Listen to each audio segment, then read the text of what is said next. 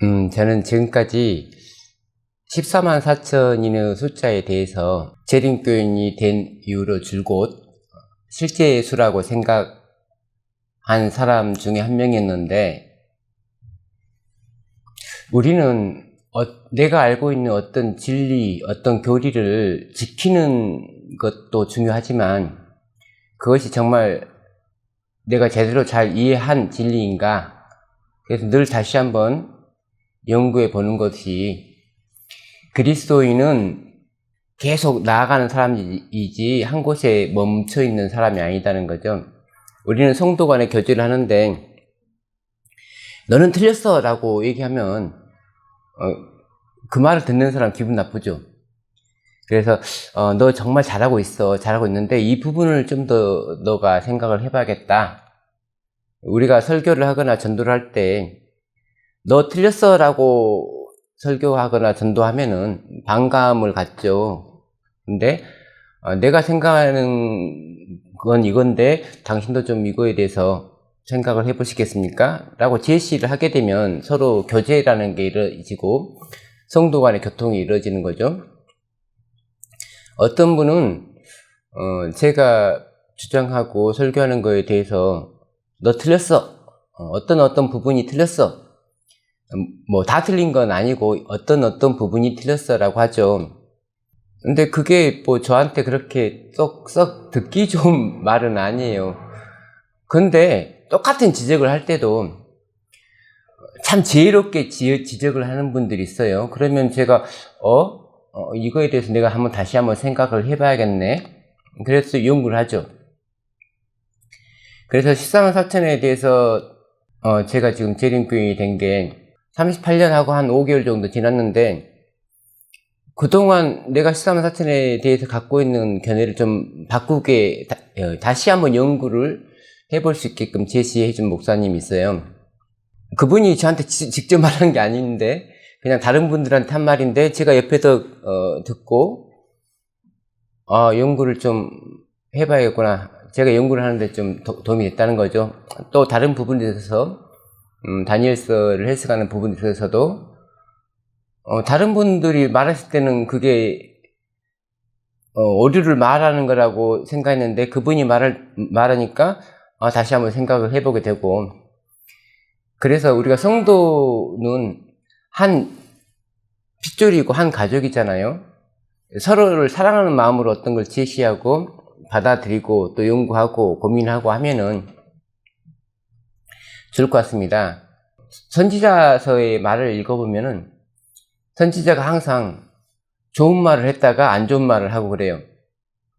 구체적으로 한번 읽어볼까요? 에레미야서 1장 16절에 무리가 나를 버리고 다른 신들에게 분향하며 자기 손으로 만든 것들에게 절하였은즉 내가 나의 심판을 그들에게 선고하여 그들의 모든 죄악을 징계하리라. 그래서 유다 백성을 심판하겠다 라고 하나님이 말씀하시면서, 또 2장 3절에는 이스라엘은 여호와를 위한 성물 곧 그의 소산 중 첫 열매이니 그를 삼키는 자면 모두 벌을 받아 재앙이 그들에게 닥치리라. 여호와의 말씀이니라. 하나님은 당신의 백성에게 훈계도 하고 당신의 백성에게 또 보호를 해주시겠다고 해요. 물론 에레미야 그 기별에 의해서 이 기별을 받아들이지 않는 유다 나라를 망했어요. 근데 그 유다 나라의 남은 무리들, 또 그 핏줄, 영적인 혈통을 이어받는 우리들을 위해서 이 글을 남기는 거죠. 성경을 읽을 때 내가 좋아하는 구절만 읽으면 안 되는 거고, 내가 싫어하는 구절도 읽어야 되는 거고, 또 성도 간의 교제에 있어서 내가 좋아하는 설교만 아멘 하는 것도 중요하지만 내가 싫어하는 설교도 저 사람이 저렇게 생각하니까 한 번 더 생각해 볼 수 있는 그런 마음을 우리는 온유라고 생각합니다. 온유한 자는 땅을 기업으로 차지하는데, 제가 재림교인이 될 때까지 재림교회에 대해서 나는 이단이라고 생각을 해본 적이 없고, 근데 뭐 사실 개신교회 목사님들이 별로 안 좋게 설교를 하죠. 그럼에도 불구하고 저는 재림교회에 대해서 이단이라는 생각을 안 해봤어요. 오히려 저들은 성경에 나와 있는 제7일을 안식일로 지키네? 성경 말씀대로 사는 사람들이라고 인식했지, 저 사람들은 왜 구약적으로, 물론 그런 인식을 전혀 안 한 건 아니지만 어떤 편견이 없었다는 거죠. 그동안은 제가 14만 4천에 대해서 실제수라고 늘 생각을 하고 또 그렇게 설교하고 그렇게 전도를 했는데, 약간은 다시 또, 그러니까 제가 유튜브를 시작한 지 우리가 두세 달 됐죠. 두세 달 전에 어떤 분한테 14만 4천에 대해서 말한 거하고 또 한두 달 전에 설교한 내용하고 약간 차이가 있는 거고, 또 그때 설교한 내용과 지금 설교할 내용이 좀 차이가 있어요. 그러면 그때는 잘못 깨달았는가? 사실 우리가 어떤 거에 대해서 한 50% 정도 깨달았다가 내가 60%, 70% 정도 깨달으면 그 50% 깨달았던 거는 잘못 깨달은 건가요? 아니죠. 50%만큼 깨달은 거죠. 다만 내가 나머지 50%를 아직 덜 깨달았을 뿐이에요. 그러면 60, 70% 깨달으면서 분명한 건 70% 깨달은 나와 50% 깨달은 나는 달라요. 다른데 틀린 거는 좀 아니라는 거죠. 나는 계속 100%를 향하여 가고 있는 거다. 우리 그리스도인은 완벽하지 않기 때문에 하나님을 향해서 계속 나가는 거예요. 근데 완벽하지 않은 사람이 한 말을 그냥 믿어버리고, 가령 켈빈이 한 말을 고스란히 하나님의 말씀처럼 믿어버리고 더 이상 진보하지 않는 장로교였거나 또는 루터의 말에서 단 한 발짝도 움직이지 않는, 그러니까 루터의 말이 하나님 말씀이 되는 거잖아요. 성경 말씀을 연구해야 돼. 우리가 루터 말로 성경 연구를 끝내버리면 안 되는 거고, 애슐리의 말로 성경 연구를 끝내버리면 안 되는데, 화이트 부인이 주장하고 제시하는 거에서 우리는 더 걸어가고 있는가? 아니면 그 상태에서 그대로 머물러 있는가? 우리가 변하지 않는 신앙인이라면, 변함을 포기한 사람들이라면 하나님께서 우리를 변화시킬 수가 없다는 거죠. 계시록 7장에 인치심을 받은 14만 4천 명이라고, 인침을 받은 14만 4천 명이 나옵니다. 물론 성경 구약이 됐든 신약이 됐든 사람을 세는 단위의 명을 쓰지 않아요. 한 명, 두 명, 한 분, 두 분, 그럼 우리나라 말은 뒤에 사람을 쓸 때 한 명, 두 명, 한 분, 두 분 그렇게 쓰지만 신구약 성경상에서는 사람을 쓸 때 그냥 12, 7 그렇게 쓰지 7명, 12명 이렇게 안 세죠. 그래서 14만 4천 뿐만 아니라 모든 숫자에 명을 안 붙여요. 명이라는 말 자체가 없으니까 그냥 12이 있다. 14만 4천이 있다. 6장 17절에 그들의 진노의 큰 날이 이르렀으니 누가 능히 서리요 하더라. 진노의 큰 날에 능히 선, 그러니까 덫째 인이 떼진 후로 진노의 큰 날에 능히 설 수 있는 사람을 14만 4천이라고. 근데 이 14만 4천이라는 숫자가 실제적인 숫자인가 상징적인 숫자인가에 대해서 지금도 자기가 속한 교단에 따라서 또는 자기가 믿는 거에 따라서 각각 생각이 좀 다른데, 제가 생각한 바를 말하기 전에 14만 4천과 허다한 무리의 근본적인 차이는 신분상의 차이, 시대적인 차이가 있어요.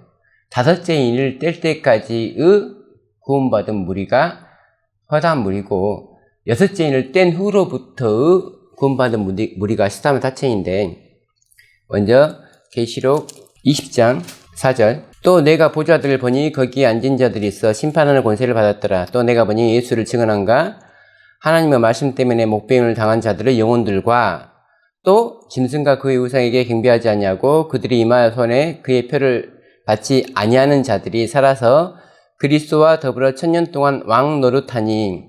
요한계시록은 구원받은 무리를 크게 두 무리로 나누는데, 첫 번째가 예수를 증언한가 하나님의 말씀 때문에 목배임을 당한 자들의 영혼들이라고 하고, 두 번째가 짐승과 그의 우상에게 경배하지 아니하고 그들의 이마와 손에 그의 표를 받지 아니한 자들로 나뉘어요. 이런 두 부류에 대해서 요한계시록 6장과 7장에 대해서 다시 한번 언급을 하고 있는데, 6장의 9절부터 11절까지 다섯째 인을 떼실 때 내가 보니 하나님의 말씀과 그들이 가진 증거로 말미암아 죽임을 당한 영혼들, 이것이 20장 4절에서 말하는 내용이에요. 다섯째 인을 뗄 때까지의 창조로부터 다섯째 인을 뗄 때까지의 모든 구원받은 영혼들에 대해서 얘기를 하고 있고, 여섯째 인을 뗀 후로는 하나님의 입맞을, 하나님의 백성으로서 인을 맞을 사람들에 대해서 설명하고 있는데, 7장에 보니까 7장 9절, 이 일 후에 내가 보니 각 나라와 족속과 백성과 방언에서 아무도 능히 셀 수 없는 큰 무리가 나와 흰 옷을 입고 손에 정료가지를 들고 보좌과 어린 양 앞에 서서, 아무라도 능히 셀 수 없는 큰 무리는 출신이 각 나라와 족속과 백성과 방언이에요. 그런데 14만 4천은 출신이 이스라엘 자손의 각 지파 중에서. 그래서 출신 성분이 다릅니다. 누가 이스라엘 백성이고 누가 허다한 무리인가? 제7한시 예수 재림교회는 1844년 10월 22일부터 예수 그리스도가 왕으로 계신 나라예요. 이스라엘 나라예요. 회복된 영적 이스라엘 나라이기 때문에 우리가 14만 4천인이 될 수 있는 후보자죠.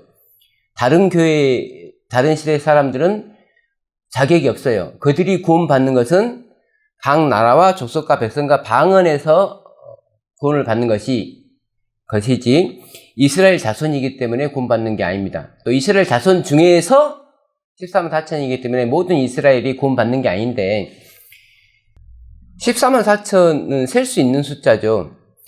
요한은 여기서 내가 14만 4천을 봤다 하지 않고 내가 들으니 14만 4천이 인침을 받았더라라고 들었어요. 근데 14장에서 내가 보니 어린 양이 시온산에 있고 14만 4천이 그 함께 있는데, 우리가 알다시피 진짜 어린 양이 있는 것이 아니고 예수 그리스도가 있는 거잖아요. 그러니까 어린 양은 예수 그리스도로 상징된 존재이고, 그 다음에 14만 4천은 7장에서 들었던 그 존재들을 말하는 거죠. 근데 허다한 무리는 말 그대로 셀 수가 없는 무리예요. 14만 4천은 셀 수 있지만 요한이 계시상에서 그들을 세봤을까요? 요한이 그 14만 4천이라는 사람들을 능히 셀 수 있는 능력은 없죠. 또한 화이트인도 계시 중에서 14만 4천을 봤는데, 또는 석판에 그렇게 14만 4천이 쓰여있는 걸 봤는데 그걸 세봤을까요? 셀 수가 없죠. 14만 4천을 세려면 시간이 엄청나게 걸려요. 우리가 뭐 돈 100억을 하루 종일 손으로 세려면 못 세요. 14만 4천이라는 숫자를 우리가 한 명, 두 명 센다는 건 불가능해요. 그래서 보통 지폐에 일 때 숫자를 세는 건 대략적인 숫자를 말하는 거고, 머리카락도 마찬가지예요. 셀 수 있는 숫자인데 셀 수 없죠. 자, 허다한 무리는, 셀 수 없는 무리는, 우리는 셀 수 없지만 하나님은 세실 수가 있죠. 14만 4천은 하나님은 세실 수가 있는데 우리는 셀 수가 없는 숫자예요. 우리가 지금까지 한번 14만 4천 세봤나요? 14만 4천을 센다는 건 자기 자신의 구문관으로 세는 거잖아요. 보통 14만 4천이 실제수라고 하는 사람들의 개념에는, 내가 보니까 많은 사람들이 구원 못 받고 나는 구원 받을 수 있을 것 같은 자기들의 그 구원관에서 14만 4천을 실제수라고 하는 거예요.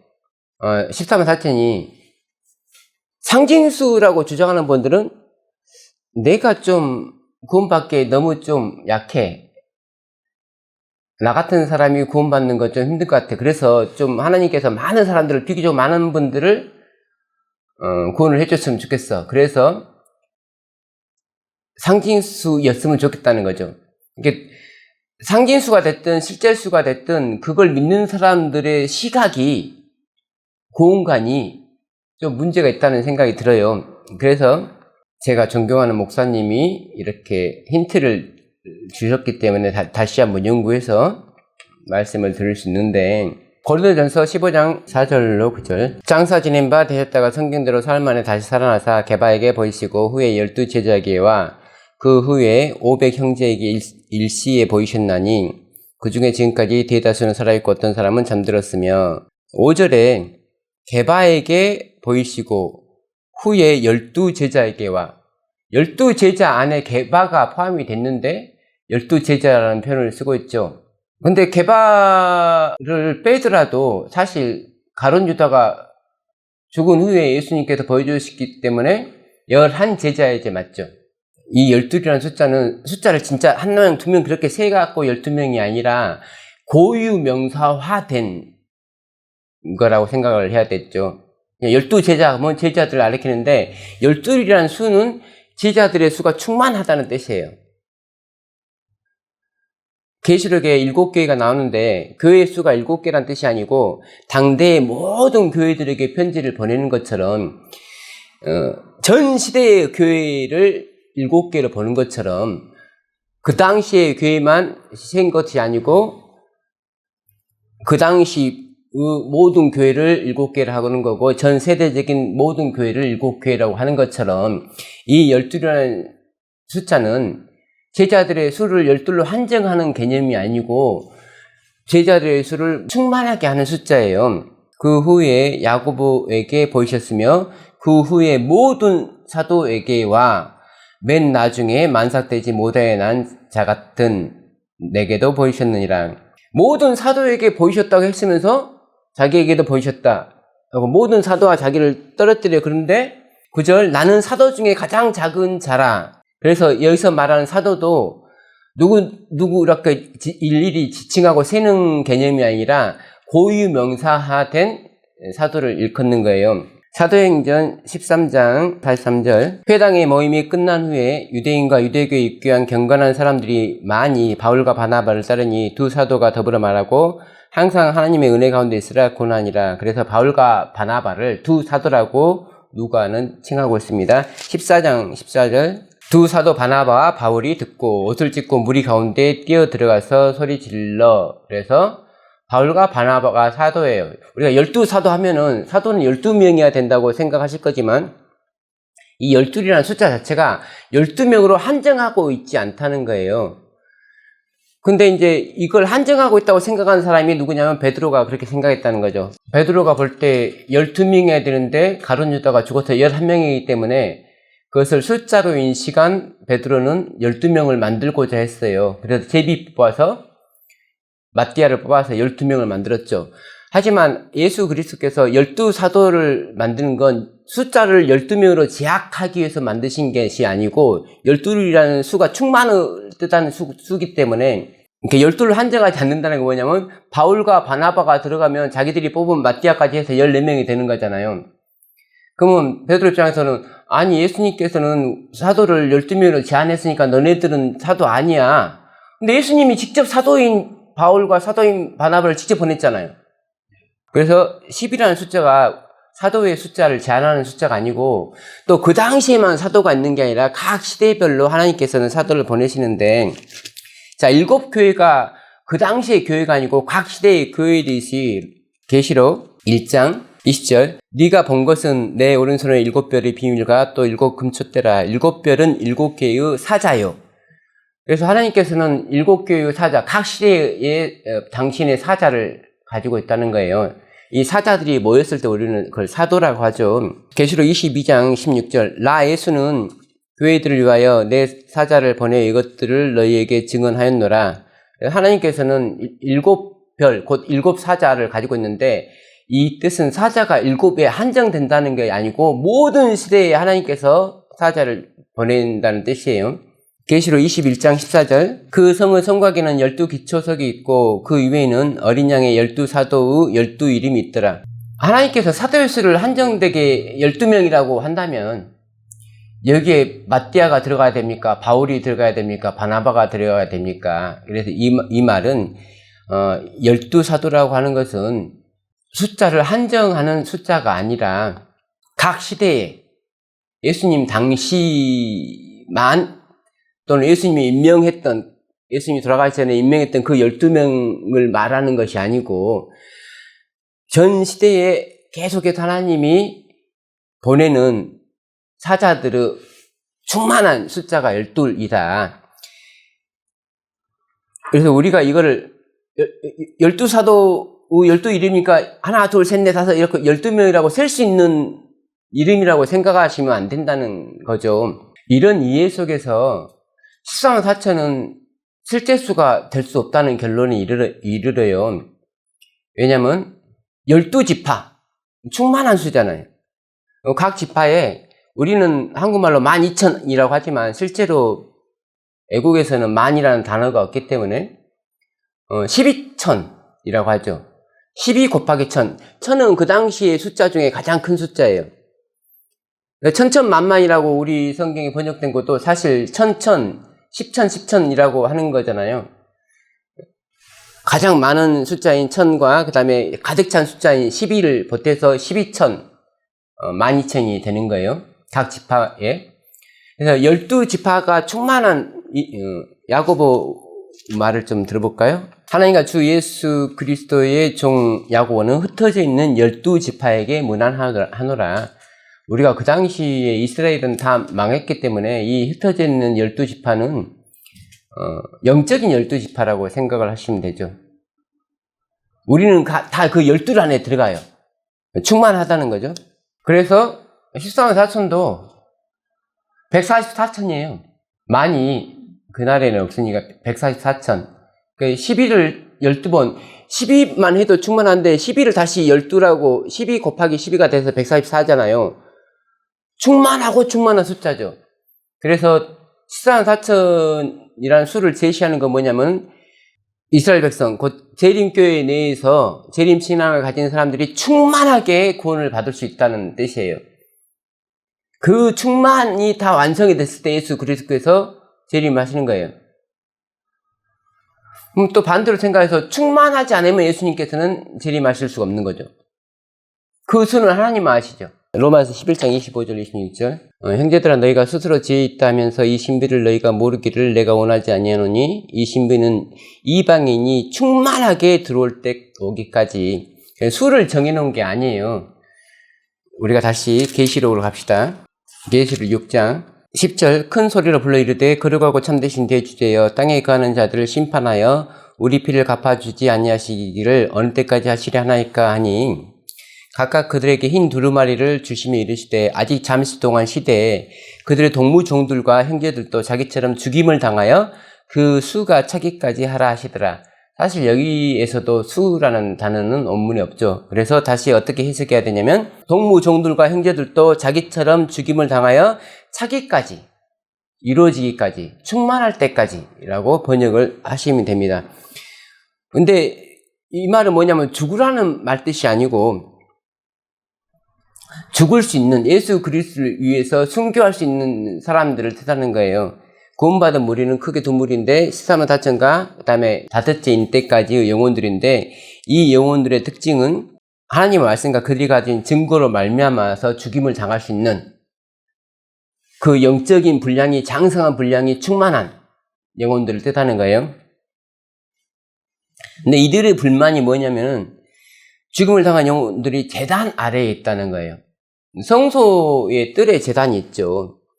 사실 억울함을 풀려면 성소까지 가야 되는데 아직 이들은 각 나라와 족속과 백성과 방언에서 나온 사람들이기 때문에 나라가 없는 왕이 없어요. 왕이 없으니까 보통은 억울함을 왕이 풀어줘야 되는데 왕이 없으니까 제단에서 언제 왕이 옵니까? 우리 억울함 언제 풀어줍니까? 하니까 일살락쳐서 다니엘서 7장 22절에서 그들을 신원해주고 흰 두루마리를 주는 거예요. 너희들은 구원받기 합당하다라고 흰 두루마리를 주는 거죠. 이제는 그분들의 시대가 아니라 이제 14만 4천의 시대이기 때문에 14만 4천도 그분들과 같은 방법으로 구원을 받는 건데 다만 신분상 해야 될 일이 좀 다르다는 거고. 그래서 14만 4천과 셀 수 없는 무리는 숫자를 셀 수 있고 숫자를 셀 수 없고 차이가 아니라는 거죠. 아까 말했지만 셀 수 없는 무리는 우리가 못 세는 거고 하나님을 셀 수가 있는 거고. 그러니까 14만 4천은 셀 수 있는 숫자일 것 같지만 셀 수 있는 방법이 없는 거고. 그래서 사실 둘 다 우리는 못 써요. 왜냐하면 왜 못 써야 되냐면 구원받는 숫자는 충만해야 되기 때문에.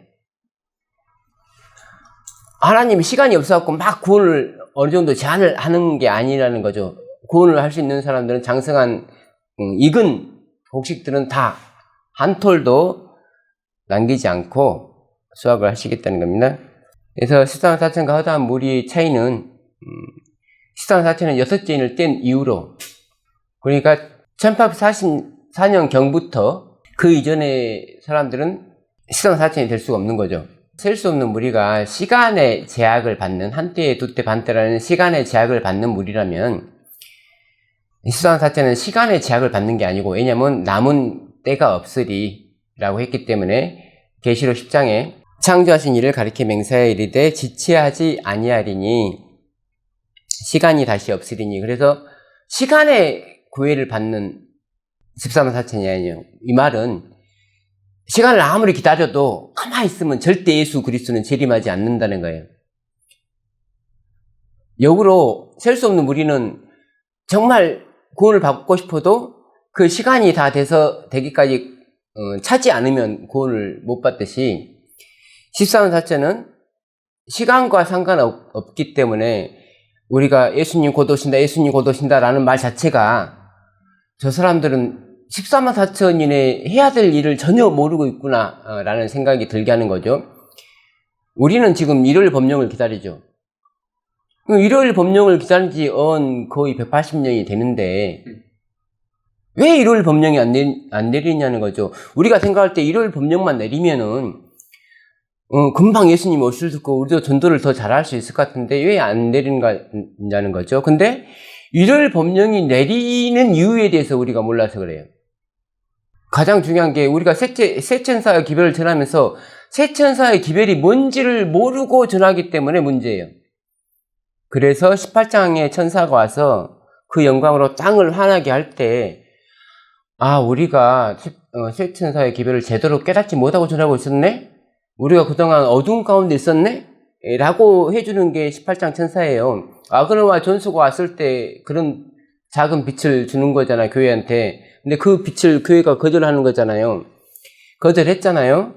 우리가 일요일 협령, 다가오는 일요일 협령.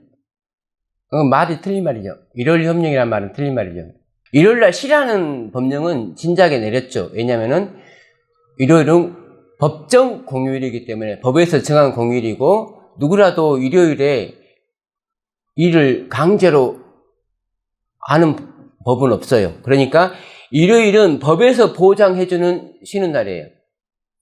다만 내가 일하고자 하면 일을 할 수가 있어요.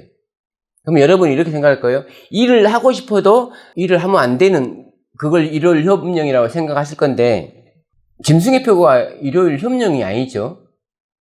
짐승의표는 일요일에 예배하라는 거지 일요일에 일하지 말고 쉬어라는 게 짐승의표가 아니에요.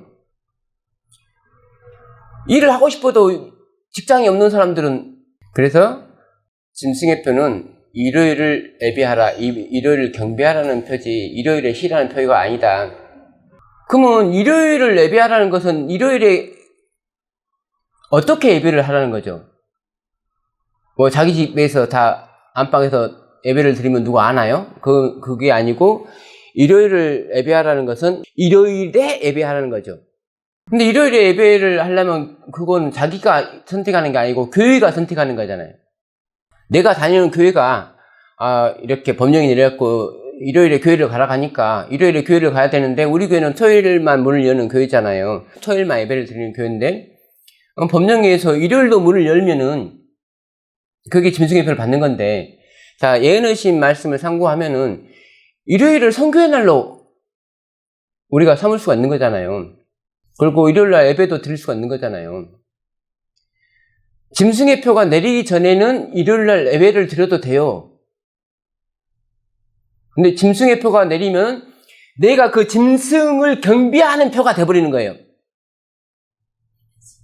네, 내리기 전에는 우리가 일요일에 예배를 드려도 상관없는데 내리면 우리는 안식일도 지키고 완식을 지키고 있고 또 법령에 의해서 일요일날 나와서 예언하시는 말씀을 우리가 존경해서 나와서 예배도 드리고 하자. 이날 선교의 날을 하자. 그러면은 교회가 짐승한테 절하는 거예요. 이게 짐승의 표예요. 그 방법 말고 어떻게 짐승에게 경배를 해요?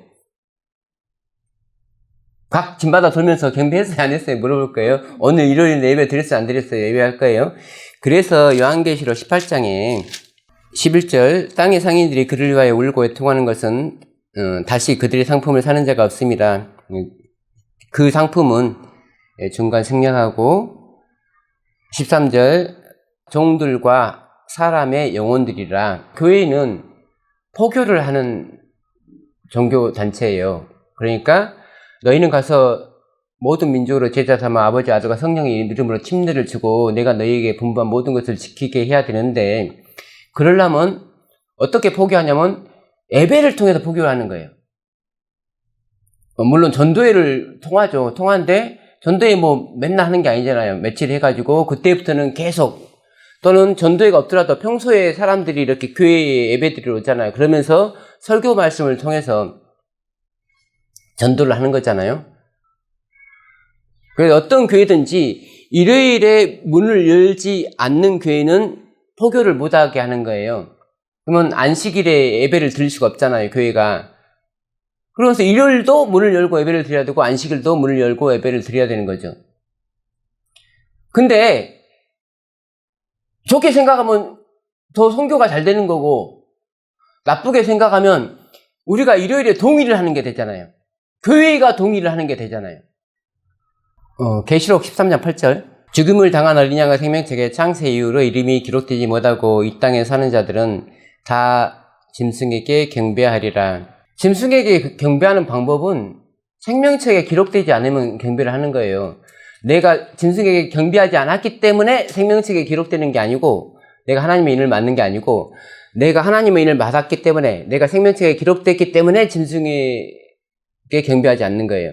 계시록 14장 12절 13절. 성도들의 인내가 이긴나니 그들은 하나님의 계명과 예수에 대한 믿음을 지키는 자니라. 또 내가 들으니 하늘에서 음성이 나서 이르되 기록하라. 지금 이후로 주 안에서 죽는 자들은 복이 있도다 하시며 성령이 이르시되 그러하다. 그들이 수고를 그치고 쉬리니 이는 그들의 행한 일이 따름이라 하시더라. 셋째 천사의 기별은 하나님의 계명과 예수에 대한 믿음을 우리한테 회복하라고 하는 거예요.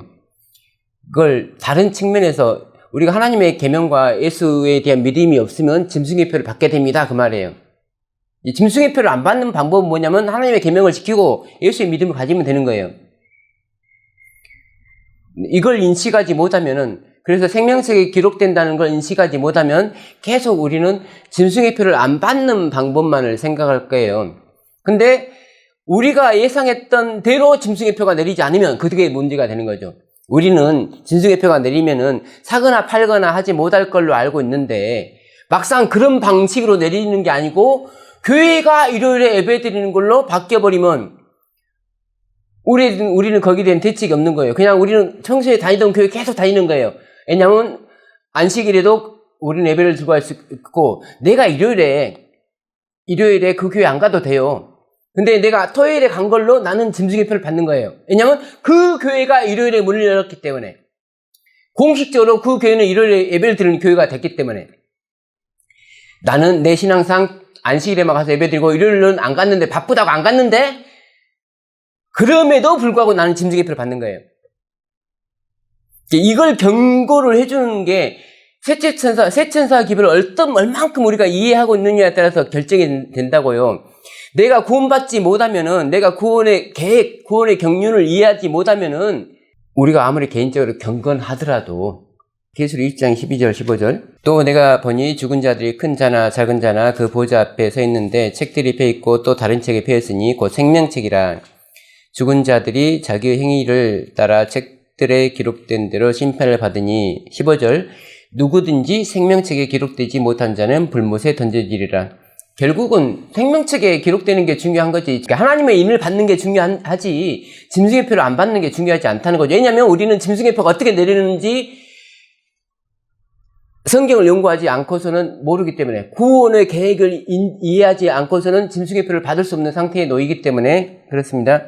계시록 21장 27절. 무엇이든지 속된 것이나 가증한 일 또는 거짓말하는 자는 결코 그리로 들어가지 못하되 오직 어린 양의 생명책에 기록된 자들만 들어가리라. 자, 우리는 한때 두때 반때 동안 우리의 송소는 공격을 당했어요. 송소가 하는 일이 뭐냐면 백성들을 다스리는 일이에요.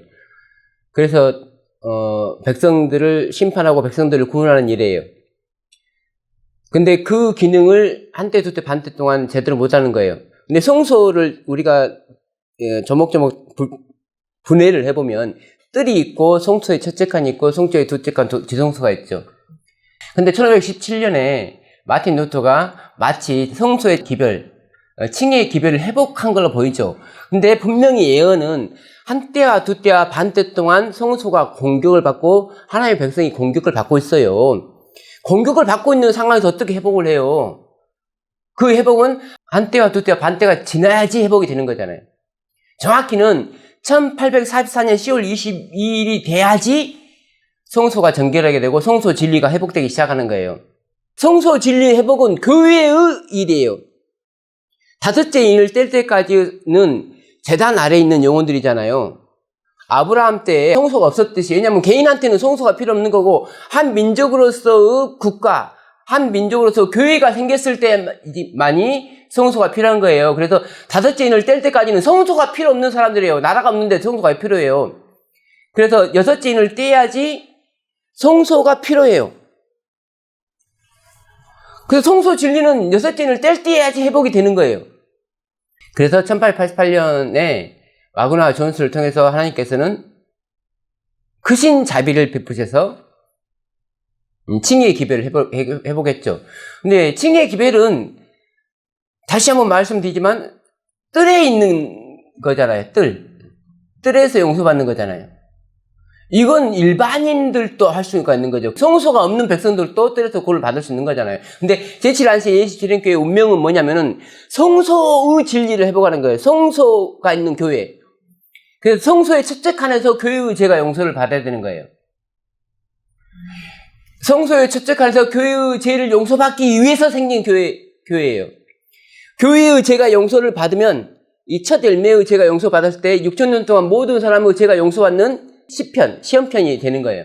초석이 되는 거예요. 그게 재림교회의 임무고 신분이에요. 성소 진리를 이해를 못하면서 나 재림교회인이에요 라고 한다는 건 간단하게 성소 진리를 좀 더 요약하고 마치겠습니다. 요한계시록 14장 6절 7절 말씀은 다니엘서의 2300주야까지 그때야 성소가 정결하게 되리라 했기 때문에 또 그때 성도들이 나라를 얻는 시점이기 때문에 그래요. 사실 1844년 10월 20일부터는 셋째 천사 기별이 선포되기 때문에 그 이전에 44년 이전에 선포되는 게 첫째 천사와 둘째 천사 기별이죠. 첫째 천사와 둘째 천사 기별로 백성들을 만들고 셋째 천사 기별로 예수 그리스도가 성소에 들어감으로써 왕이 되심으로써 왕과 백성이 갖춰준 나라가 된 거예요. 이걸 하나님의 나라라고 합니다. 그가 큰 음성을 이르되 하나님을 두려워하며 그에게 영광을 돌리라. 왜냐하면 그분이 심판하시기 때문에 이는 그의 심판의 시간이 이르렀음이니 좀 영어식으로 이해를 해볼까요? Give glory to him. 그에게 영광을 돌리세요. For. 왜냐하면 the time has come. 그 시간이 왔어요. When he will sit as a judge. 그가 판사로 재판하러 앉을 수 있는 때가 왔기 때문에 그런 시간이 왔기 때문에 그에게 영광을 돌리라는 거예요. KJV는 For the hour of his judgment. 그의 심판의 시간이 is come 왔기 때문에 그 다음에 CEV는 The time has come. 그 시간이 왔어요. For him. 그가 to judge. 심판할 시간이 왔기 때문에 심판은 누가 하냐면 왕이 하는 거죠. 제사장이 하는 것은 중보를 하는 거죠. 근데 우리는 1844년부터 조사심판에 들어갔다고 생각하면서 늘 중보에 대해서만 생각을 하고 있다는 거죠. 실제로는 조사심판은 왕이 하는 건데 왕이 조사심판을 한다는 것을 받아들이지 않는다는 것은 뭐냐면은 예수님이 왕이 되는 걸 싫어하는 거예요. 누가복음 19장에 14절부터 읽을게요. 그런데 그 백성이 그를 미워하여, 자, 우리는 하나님의 예수 그리스도의 백성입니다. 근데 이런 생각하는 거예요. 사자를 뒤로 보내 이르되 우리는 이 사람이 우리의 왕됨을 원하지 아니하나이다. 예수 그리스도가 조사 심판을 한다는 걸 인정하지 못하면 그 백성은 27절 말씀처럼 내가 왕됨을 원하지 아니하던 저 원수, 우리는 예수님과 원수가 되는 거죠. 백성이 아니고 원수가 되는 거예요. 스가랴 6장 11절로 13절 은과 금을 받아 면류관을 만들어 여호사닥 아들 대제사장 여호수아의 머리에 씌우고, 원래 대제사장 관을 쓰는데 여기 나오는 대제사장 여호수아는 예수님을 예표하는데 금과 은을 받아서 면류관, 곧 왕들이 쓰는 관을 받아서 쓰는 거예요. 그러니까 대제사장이면서 왕이신 예수 그리스도를 상징하는 거예요. 말하 이르기를 만군의 여호와께서 이같이 말씀하실 때에 또 싹이라 일어나는 사람이 자기 곳에서 돋아나서 여호와의 전을 건축하리라. 지금 스가랴에서 말하는 것은 이미 짓고 있는 스룹바벨 성전을 말하는 게 아니고, 싹이라는 사람은 그 뒤에 예수님은 나중에 태어나잖아요. 예수님께서 태어났는데 이미 성전은 스룹바벨 성전과 헤롯 성전이 지어져 있는 거잖아요. 그래서 여호와의 전을 건축한다는 말이 뭐냐면 한 때와 두 때 반때 동안에 허물어졌던 그 성소를 회복하는 거예요. 하늘의 성소는 가만히 있죠. 어떻게 작은 뿔이 하늘까지 갖고 성소를 파괴할 수는 없잖아요. 다만 성소 진리를 바꿔놨기 때문에, 때와 법을 바꿔놨기 때문에 그 진리를 회복해서 1844년에 10월 22일에 그 전을 건축하는 거죠. 건축해야지 왕으로서, 제사장으로서 그 안에 들어갈 수 있는 영적인 개념이에요. 그가 여호와 전을 건축하고, 그래서 1844년 10월 20일에 건축했어요. 영광도 없고 그 자리에 앉아서 다스릴 것이요. 왕이 하는 일은 다스리는 일입니다. 심판하는 일, 심판은 구원하기 위해서 하는 거고, 그 구원의 국면들이 칭의와 성어와 영어가 되는 거예요. 근데 지금까지 우리가 이 국면들에 대해서 절반도 이해하지 못하고 있다는 거예요. 왕으로서 예수 그리스도의 사역을 제시를 하는데도 그거에 대해서 연구를 아무도 안 하기 때문에, 또 제사장이 자기 자리에 있으니 이 둘 사이에 평화의 의논이 있으리라 하셨다고. 이 제사장과 이 왕은 다른 존재가 아니고, 지금 문맥을 통해서 볼 때 대제사장인 여호수아가 왕관을 썼단 말이에요. 제사장이면서 왕이신 예수 그리스도를 예표하기 위해서. 그래서 영어 성경도 마찬가지로 He will rule as king from his throne. 그는 그의 보좌에 앉아서 왕으로서 다스릴 겁니다. He will also, 그는 또한 serve as priest from his throne. 그의 보좌로부터 제사장으로서 또한 봉사할 것입니다. 한 자리가 있는데 그 자리에 왕으로서도 앉지만 제사장으로서, 대제사장으로서 앉는 거예요. And there will be perfect harmony. 퍼펙트 하모니가 있을 겁니다. Between his two roles. 그 두 역할 사이에. 그러니까 한 사람이 두 역을 맡는 거예요. KJV는 He shall sit and rule upon his throne. 그는 그의 보좌에 앉아서 다스립니다. And he shall be a priest upon his throne. 그 보좌 위에서 제사장으로서 있게 될 것입니다. And the counsel of peace shall be between them both. 그 두 사이에 평화의 의논이 있겠습니다. 그래서 이런 원문의 뜻을 좀 그대로 해석해 놓은 성경들을 보면은 대제사장과 왕은 다른 존재가 아니라 한 분이, 그러므로 예수님은 대제사장이시고 예수님은 왕이신데, 사실 지성소가 왕을 위해서 있는 거잖아요. 하나님이 교회를 다스리게끔 하기 위해서, 그래서 성전이 필요한 거잖아요. 대제사장이 제사를 지내려고 만든 게 아니고 하나님의 백성들을 다스리려고 만들었는데, 그 역할, 거기서 대제사장도 역할이 필요한 거잖아요. 하나님이 이 백성들 나 순식간에 다 없애버릴 거야 라고 말하니까 아론이 향로에다 불을 펴가지고 와서 용서해 주십시오 하는 거잖아요. 그래서 용서를 해주는 거잖아요. 근데 이 아론이 했던 역할은 원래 예수님이 하는 역할이고, 여기서 다스렸던 왕의 역할도 역시 예수님이 하는 역할이라고요. 두 역할을 예수님이 다 한다고요. 근데 우리는 조사심판은 하늘에서 예수님께서 중보하시는 거야 로 끝났잖아요. 성경에 10마디 중에 예수님 역할 중에서 10마디 중에 9마디는 왕으로서 역할이고 한마디가 대제사장으로서 역할인데, 그 한마디에 대해서는 180년 동안 열심히 연구해놓고 나머지 9마디에 대해서는 전혀 연구를 안 했잖아요.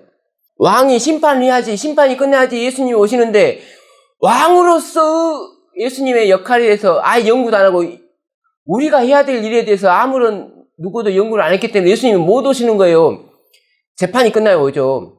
근데 지금까지 재판에 있어서 교회의 죄를 용서할 수 있는 진리가 회복되지 않았단 말이에요. 그런데 레위기 4장에 보니까 성소에서 용서하는 건 교회의 죄구나. 어떤 개인이 뜰에서 용서받고 성소에 들어가서 품성 변화를 하는 게 아니구나. 성경에 분명히 말하지만 교회의 죄가 성소에서 용서를 받아야 되는 거예요. 예수 그리스도가 교회를 심판하는 거고, 심판을 하는 이유는 교회를 용서하기 위한 거고, 죄가 있어야 돼요. 성경에는 이렇게 기록되어 있는데 교회는 이렇게 믿고 있지 않습니다.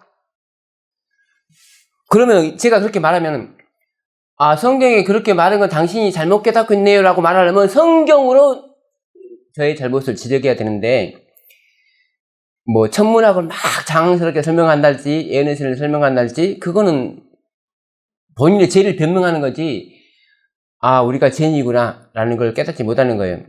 결국은 성소 진리도 마찬가지고, 우리가 지금까지 배운 것이 답니다 라고 해버리면 18장 천사는 필요가 없는 거예요. 왜냐하면 18장 천사가 진리의 영광으로 땅을 환하게 하는데, 환하게 해봤자, 아, 우리는 지금까지 어둠에 있지 않고 우리는 모든 진리를 다 회복한 교회입니다 라고 생각하면 더 이상 회복할 진리가 없는 거예요. 그래서 교회 전체가 회개하는 건 불가능해요.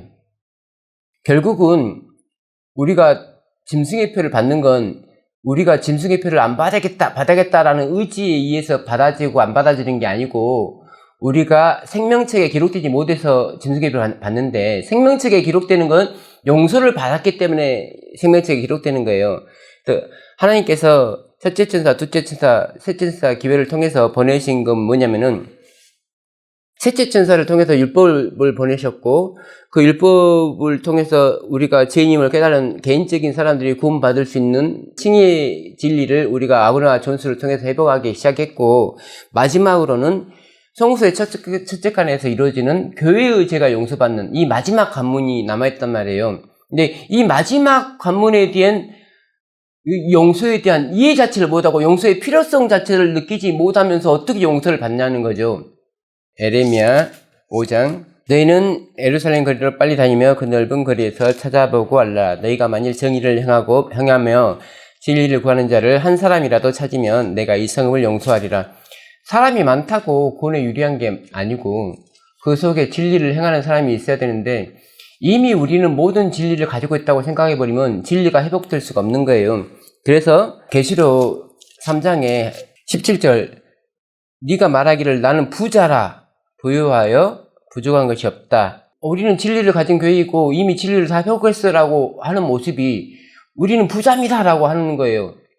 하지만 예수님이 뭐라고 하냐면, 네 공부한 것과 가려는 것과 가난한 것과 눈먼 것과 벌거벗은 것을 알지 못하는구나, 이런 말을 하면은, 아, 내가 지금까지 하나님이 원하는 대로 못 믿고 있을 수도 있네 라고 해서 다시 불로 연단한 금을 사서, 그러니까 말씀을 연구하고 흰옷을 사서 입고 예수 그리스도 의를 옷 입고 안약을 사서 눈에 발라 영적 통찰력을 가지고 그런 작업을 해야 되는데 안 움직여요, 마음이.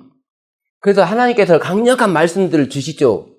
우리가 그동안 가톨릭 교회가 만들어 놓은 천문학 때문에 500년 동안 그 천문학에 의해서 세뇌받다 보니까, 하나님은 해가 궁창 안에 있다고 하고 성경에 기록해놔도 우리는 궁창 밖에 있어요 라고 믿고 있는 거고, 하나님은 빛이 있으라 해서 없는 빛을 만들었는데 우리는 빛은 진짜 붙어 있었어요. 과학자들이 이렇게 연구해 보니까 이렇게 엄청나게 넓은 우주에 지금까지 아주 오래전부터 빛이 비춰오고 있었어요. 누가 그걸 모르냐고요. 근데 성경이 그렇게 말하고 있지 않잖아요. 실제로 과학자들이 말이 맞더라도 성경은 그렇게 안 쓰여져 있잖아요. 그러면, 아, 성경의 생각과 내 생각이 다르네? 나는 내가 부자라고 생각했는데 성경은 내가 가난하다고 하네? 그거잖아요.